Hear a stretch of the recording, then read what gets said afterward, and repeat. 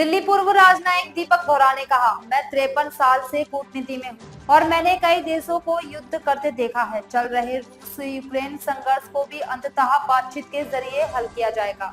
इसके बारे में मुझे 53 साल हो गए कूटनीति में, आपको बता देता हूँ। बहुत से देशों में मैंने जंग देखे हैं।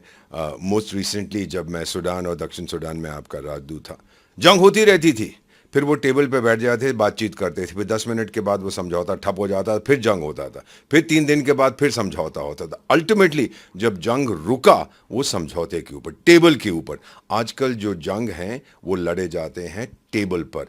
दूसरा विश्व युद्ध भी खत्म हुआ, फौजें थक गईं, उसके बाद साइन किया। पहला विश्व युद्ध भी ऐसा था।